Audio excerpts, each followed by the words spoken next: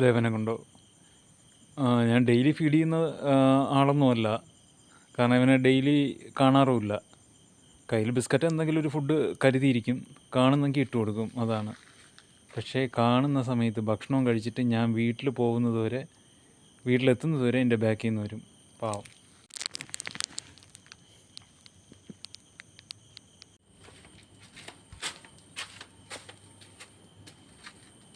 ശരി കേട്ടോ, പൊയ്ക്കോ കേട്ടോ. ശരിക്കും പറഞ്ഞു കഴിഞ്ഞാൽ സ്നേഹിക്കപ്പം വീടിനകത്തും ഒരാളുണ്ട്, അതുപോലെ തന്നെ വീടിന് പുറത്ത് ഒരുപാട് പേരുണ്ട്. മക്കൾ പൊയ്ക്കോ. അയ്യോടാ.